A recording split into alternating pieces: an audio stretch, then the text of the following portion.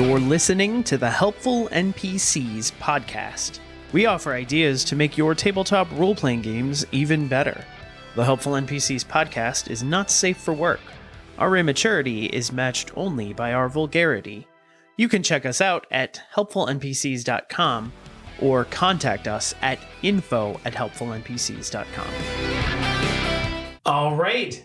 In Chapter 5 of our podcast, we're talking about loot and plunder, how to manage your gold, your inventory, and the playtest for our pack mule. In Part 1, we talked about how your characters could or should spend their gold.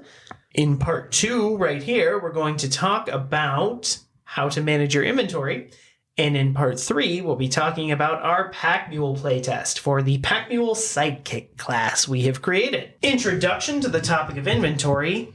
Is D&D an expedition, or are you just sort of fantasy heroes? And there's not actually a wrong answer to this.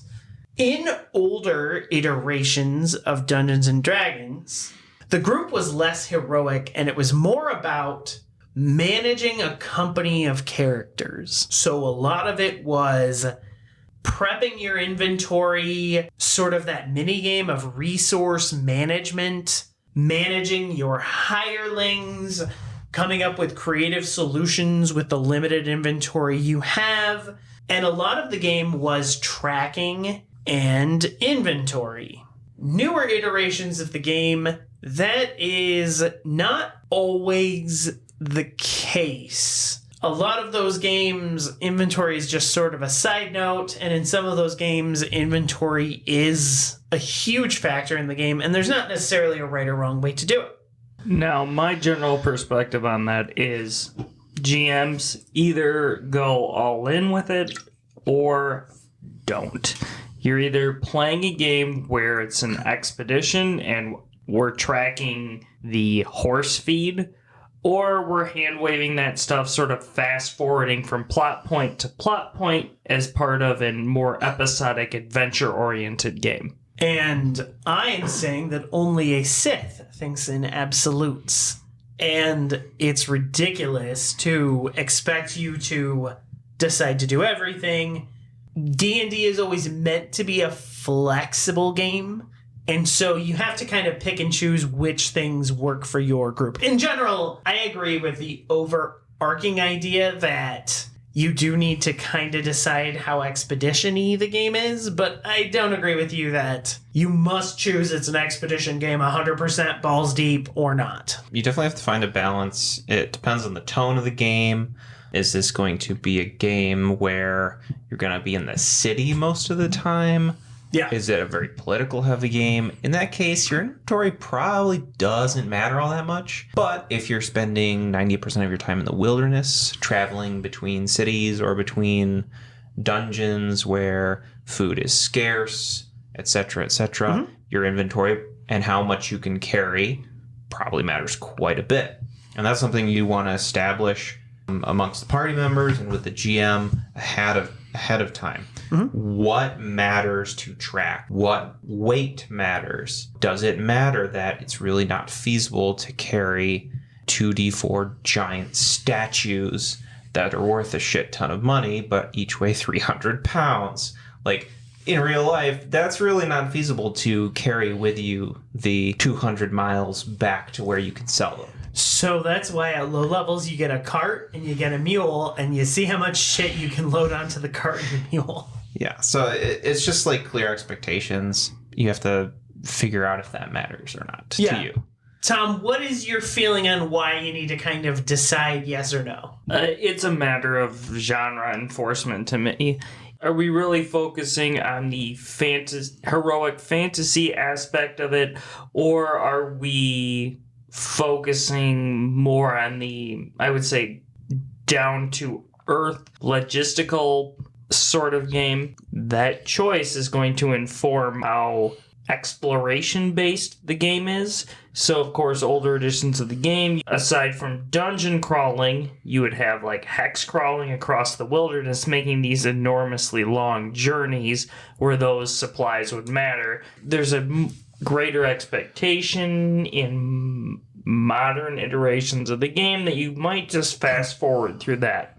Fair enough. Do you think there is room to run it differently from session to session? So if you spend a session traipsing around the city, is it fair to assume you can always handle logistical stuff? And is it fair to say, well, we're in travel mode, so it's a little bit different?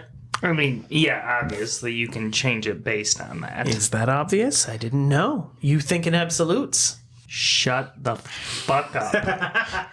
So, in answer to your question, Jake, I do think it matters that you cannot carry around 2 stacks of 3,000 copper pieces. I like having to puzzle through those things. I think that's funny and fun, but I can see that's not for everybody. Yeah, because you don't want it to be like, oh yeah, I just throw all this shit on my back and we're good.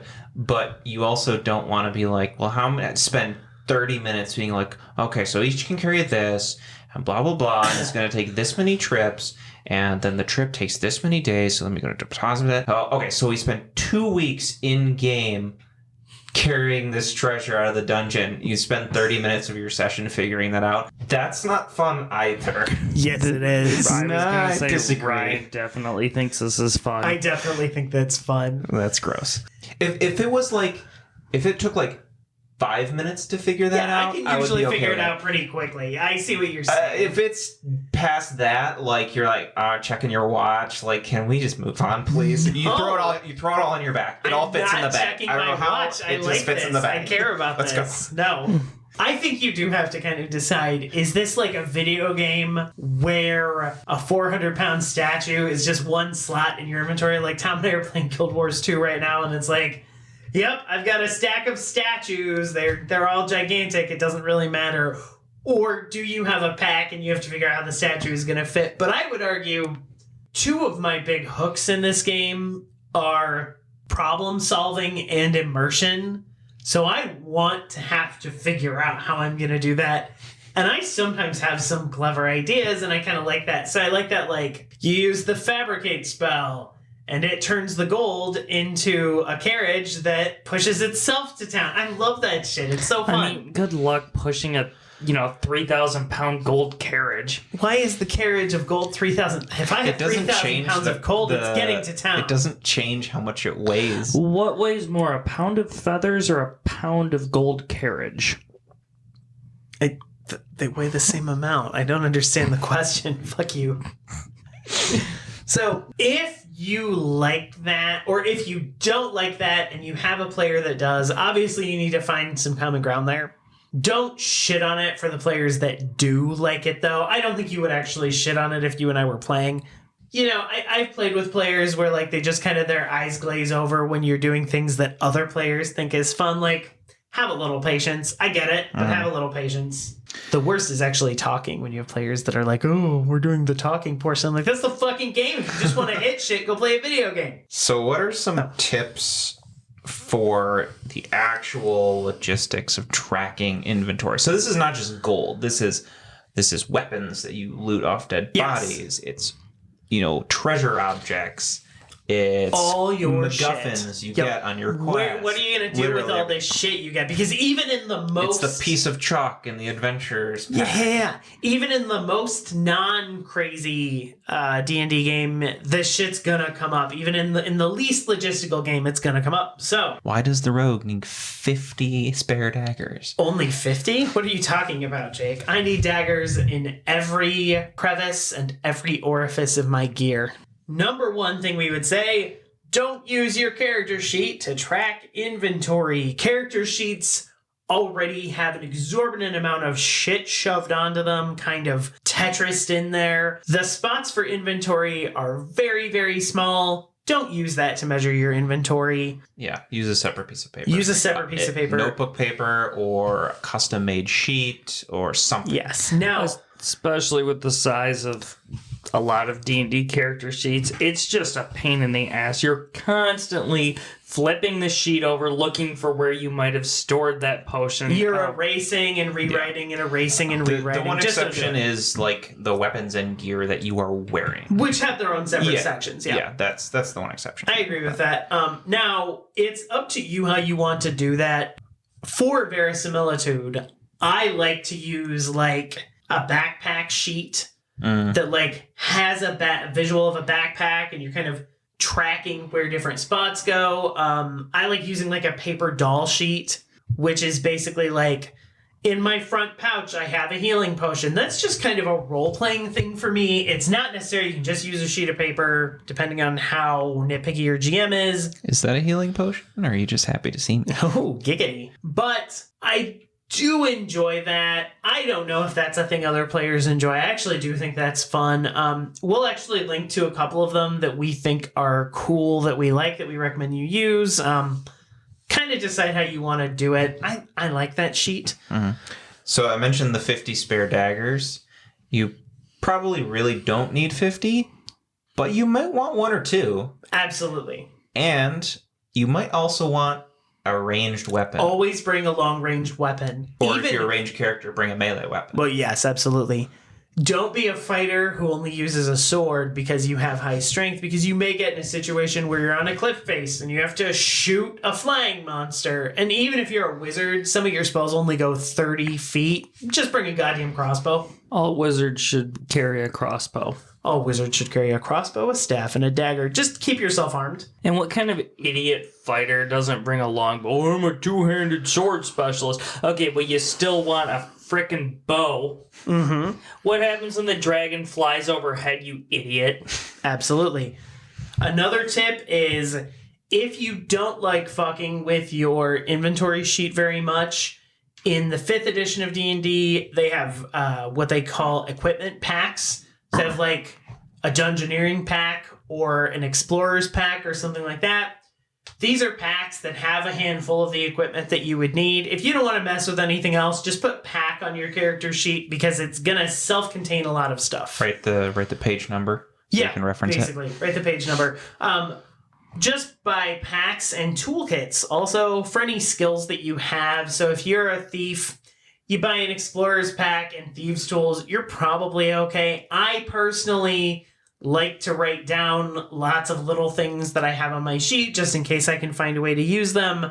But I'm realizing more and more other people apparently don't want to play that way. I'm learning so much about you, Jake. And what did I say? You talked about how you don't like that style of play. You kind of get bored with the logistics.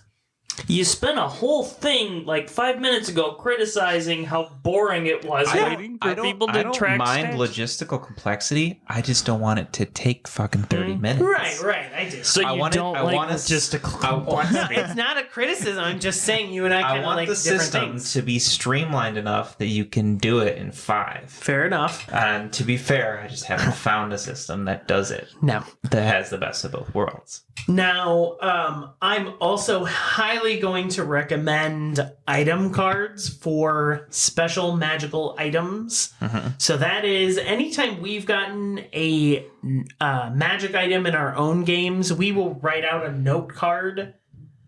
Sometimes we'll put like a picture on it. Sometimes we'll write, what it does, just so we don't have to flip through the Dungeon Master's Guide. I super like doing that for a couple of reasons.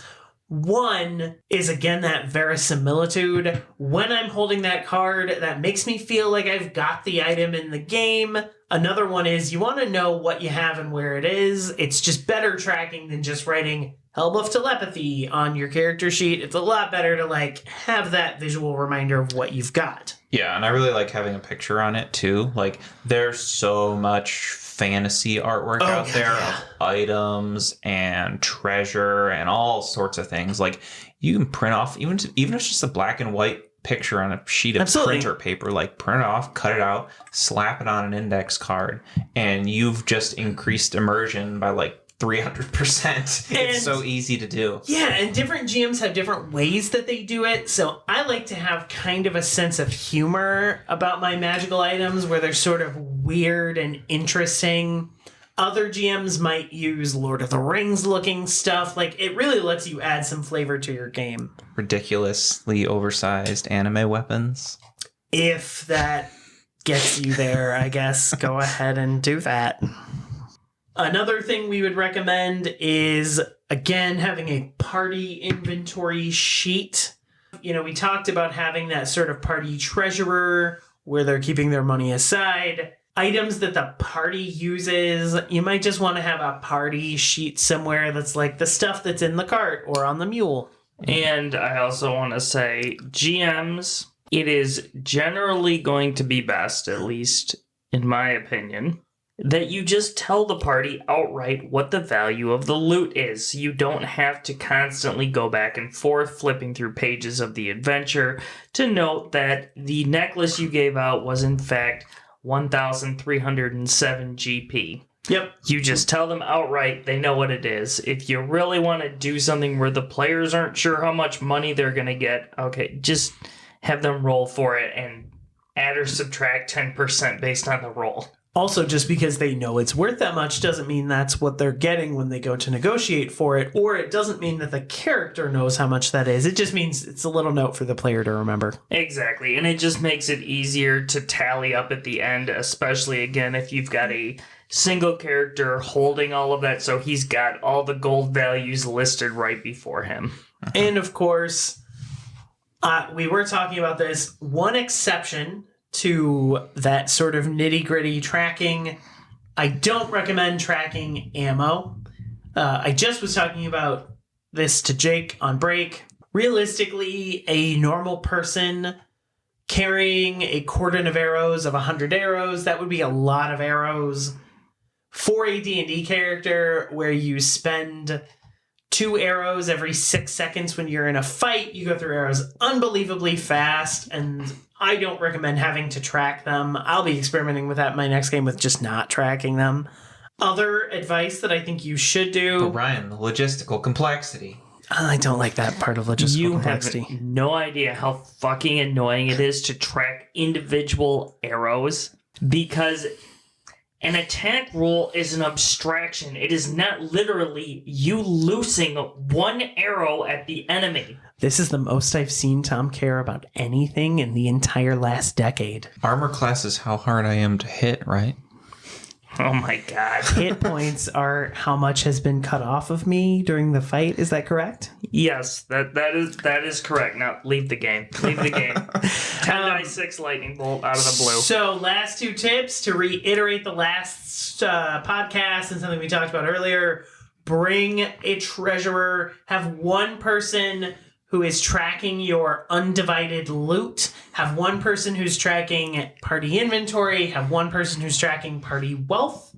And of course, our last big tip that will lead into our next part of this chapter is to bring a mount, or better yet, a pack mule. Absolutely something that we love to see. So if you want to listen to the pack mule playtest and sort of us just talking about the design of it, check out part 3. If you haven't listened to it and you want to get our tips for how you should deal with gold, check out part 1 of this chapter. Thank you for listening to the Helpful NPCs podcast.